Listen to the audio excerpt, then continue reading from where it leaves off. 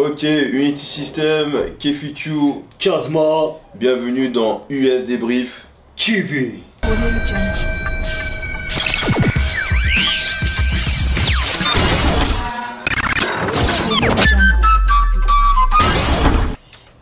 Ok les amis, bienvenue dans US Débrief TV. Aujourd'hui on débrief, voilà, comme le mot le dit, on a attendu vos questions durant cette semaine. Vous nous avez posé 2-3 questions et on est prêt à vous répondre. Enfin, je suis prêt à vous répondre concernant ma vidéo de mon soulevé de terre. L'interrogeur, l'interrogé. C'est ça. Alors, c'est une question de Giovanni Huet.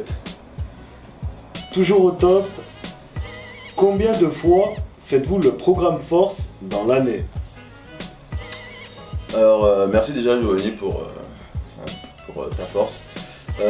Combien de fois nous faisons le programme Force dans l'année? Alors, tout dépend en fait des volontés de chacun.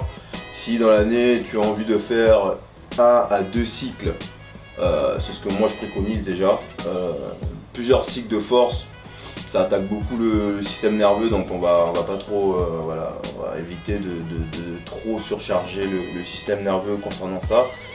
Mais moi je préconise 1 à 2 gros max cycles de force. Voilà. Donc cette année moi j'en ai fait une seule. J'en ai fait une deuxième, mais je sais pas si on peut vraiment la comptabiliser comme un programme force. Mais cet épisode c'est vraiment, cette saison c'est vraiment mon premier vrai programme force de l'année. Ok, deuxième question, est-ce que vous ferez un site internet où vous pouvez vendre vos programmes?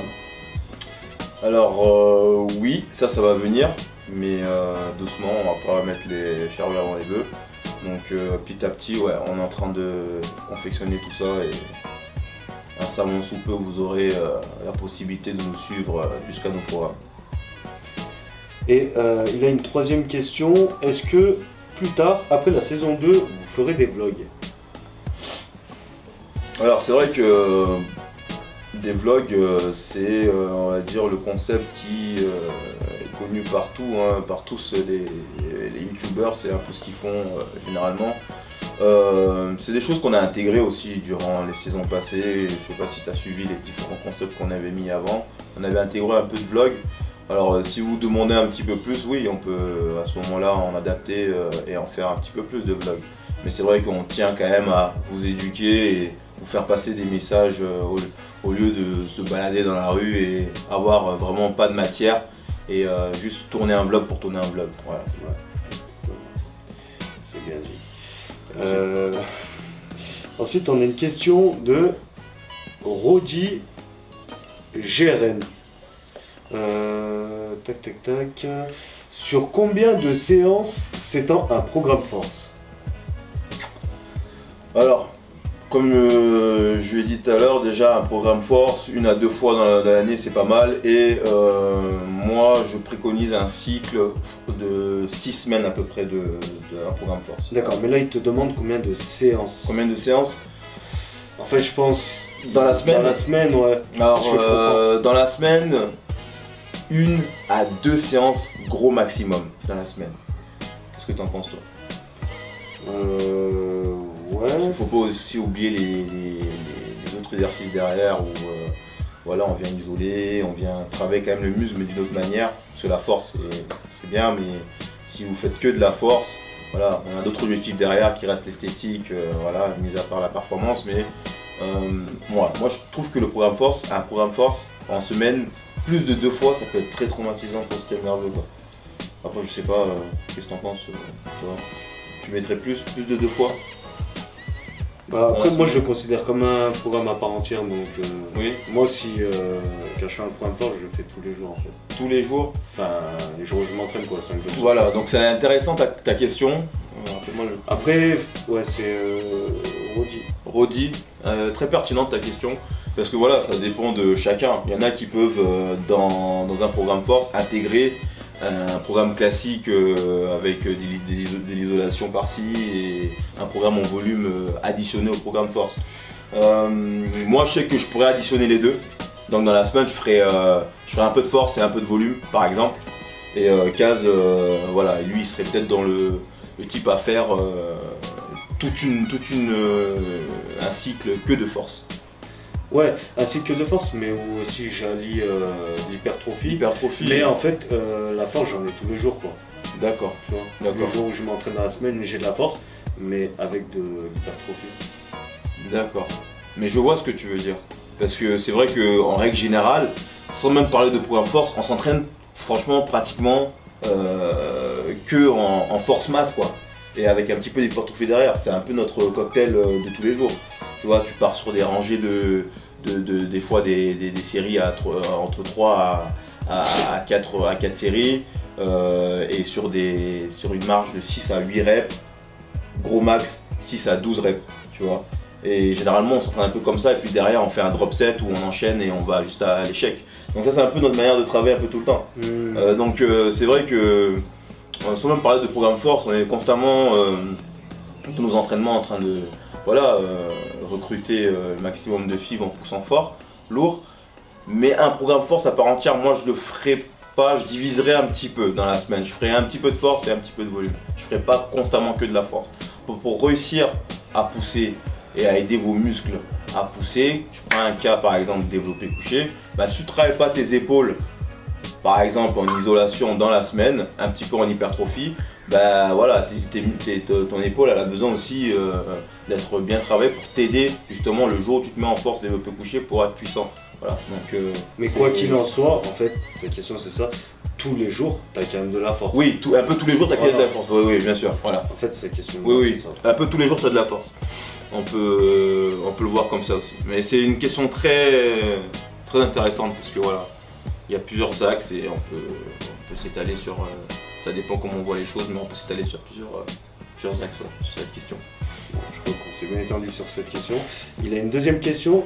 Est-ce qu'en faisant une séance, voire 2 de force par semaine, pourrait être bénéfique? En fait, ça répond un peu à ta question. Oui, bien sûr, totalement.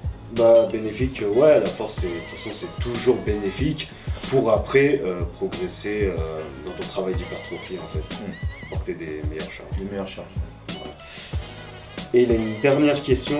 Niveau ressenti, est-ce que le fait d'avoir une main en supination et l'autre en pronation te donne pas une impression de tirer plus d'un côté? Justement, le contraire. Le fait d'avoir déjà que tu aies une main en supination et une autre en pronation ne joue pas sur le déséquilibre. En fait, c'est plus pour le grip. Moi, déjà, pour me concernant, c'est plus pour mon grip parce que je sais que si j'ai les deux mains en pronation, des fois la barre elle tient pas et voilà, au niveau du grip, au lieu d'être concentré sur ma performance, je suis concentré sur mon grip et me dire que la barre elle est en train de lâcher. Une main en pronation, une main en supination, c'est pour verrouiller en fait et pour éviter voilà, tout ce problème de barre qui lâche. Mais sinon, déséquilibre. Ouais, c'est ça sa question. Non, il n'y a pas réellement de. Non, il n'y a pas de déséquilibre. Si tu as la bonne exécution, tu as les bonnes consignes de sécurité, comme tu as pu suivre sur la vidéo, comme je l'ai dit, tu ne devrais pas avoir de déséquilibre. Même que tu aies les deux mains en pronation ou une main en pronation, une main en supination. Tu ne devrais pas avoir de déséquilibre par là. Ouais. Peu importe qu'elle soit en pronation, en supination ou inversée, il n'y a aucun déséquilibre. Il n'y a aucun déséquilibre, non. Troisième question, troisième personne, c'est Sylvie Libralato. Alors, faut-il poser la barre au sol à chaque mouvement ou faut-il faire en continu sans toucher le sol? Ça, c'est une question aussi très intéressante. Merci Sylvie pour ta question. Alors, quand la charge reste encore modulable, ça c'est pas trop dérangeant sans la poser, d'être continu dans les répétitions. À partir de 220 kg, si tu retiens la barre, tu vas pas en faire beaucoup. Tu vas pas en faire beaucoup. Voilà. Donc c'est vraiment côté sécurité, déjà de 1. Et de 2, oui, sécurité. Et puis je trouve que quand tu poses la barre, la difficulté, ouais, on peut essayer de voir ça comme ça, la difficulté peut être un peu plus importante quand tu poses la barre parce que tu repars de zéro. Tu réinitialises tout, boum, tu repars. Ça rejoint aussi le côté quand j'ai dit pas de rebond, alors on peut faire une jonction avec ces deux types de performances, mais oui. Question sécurité, ouais, quand la charge devient importante, vaut mieux que tu la poses et que tu repars. Ok, est-ce que ça dépend du poids? On a répondu. Voilà. Et la dernière question, c'est la mienne. Moi, elle est un peu farfelue. Alors, qu'est-ce que tu m'as préparé? Non, en fait, voilà, par exemple, tu la connais pas. En oui, parce qu'on les connaît pas les questions. Hein. Quand il vient, on sait pas. Je sais pas. C'est la surprise. Ouais, en fait, quand par exemple, tu tapes 3x3 à 180. D'accord. Que tu l'as déjà tapé, t'as déjà tapé 180 tu peux en échauffement dans le passé plusieurs fois. Ouais, d'accord. Et que t'es jamais, on va dire, vraiment monté plus haut. Ouais. Voilà que. Vas-y, j'attends ta question. Comment en fait, dans quel état d'esprit t'es, comment tu fais pour aller taper du 3x3 à 220? Quand tu sais que, par exemple, ta limite, on va dire, à ta connaissance, c'est 180. Par exemple, moi, si je tape 3x3 à 180, je me dis pas, en fait, enfin, voilà, je sais que je suis à ma limite, et je pense pas que j'irai taper 220, tu vois, 40 kilos de plus. D'accord. Quand toi, je vois à 180, bah, tu fais les 3, on va dire, on voit que tu forces. Tu me dis, vas-y, gros, je vais balancer 200. Tu tapes les 3 à 200, tu me dis, gros, vas-y, je vais balancer 220. En fait, où tu vas chercher toute cette force, voilà. Est-ce que c'est mental?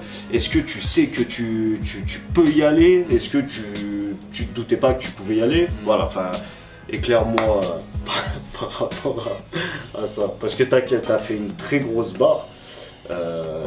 3 répétitions à 220 kg, voilà, c'est pas tout le monde qui les fait. Donc, dis-moi en plus. Déjà, très bonne question. Très bonne question parce que c'est vrai que c'est la première fois que je teste les 220. Ah, voilà, raison de plus. C'est la première fois. Qu'est-ce qui m'a pris réellement? J'ai envie de vous dire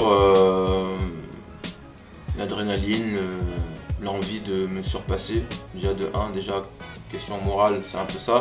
Maintenant, question physique, le fait, comme il le dit, de m'entraîner souvent à ma limite, entre guillemets, 180 kg en 3 fois 180. Faut savoir que j'ai l'habitude de m'entraîner en plusieurs séries avec ce poids-là, 180.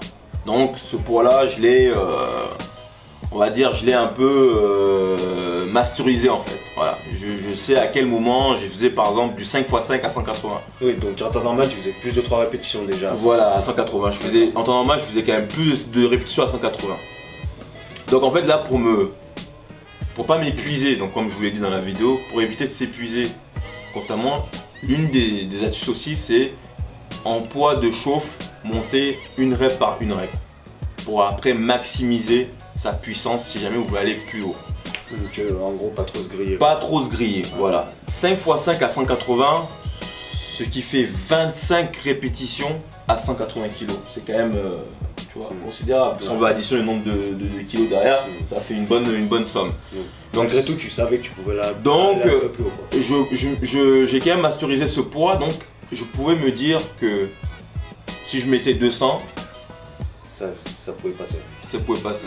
Si je mets 220, ça peut passer. Et faut pas se dire que je vais m'arrêter là. Parce que là, vous avez vu, j'ai porté les 220. Avec un petit peu d'entraînement, encore un petit peu, et aussi avec le mental, on peut monter. Je sais que je sais qu'au fond de moi, je peux monter plus haut. Je sais. Et ça, des fois, quand vous entraînez, dès que vous faites de la force, quand vous entraînez en amont pour pousser plus lourd, entraînez-vous en se disant, en vous laissant une petite marge. Déjà, en vous disant que si je m'entraîne, peut-être m'entraîner avec un poids un peu plus léger, en plusieurs répétitions, pour pouvoir faire mon 1 RM avec une grosse patate, parce que vous aurez géré cette marge, et après quand vous faites votre 1 RM, boum, vous pouvez aller un peu plus haut, comme au développé couché, comme voilà, un peu comme le squat, voilà. Donc en fait, il y a un peu des deux. Il y a, tu savais que tu avais un peu de marge, oui. Et de deux, le mental. Le mental, voilà. Additionné, ça fait une explosion. J'ai ma réponse. Voilà. Bon, on espère que ce débrief vous a plu. Et puis lundi, donc épisode numéro 3. Voilà, c'est moi qui m'y colle. Surprise, hein, voilà, on vous dit pas sur quoi ça va porter. Et puis voilà, n'oubliez pas, hein, comme vous le savez, hein, que l'unité, c'est la force.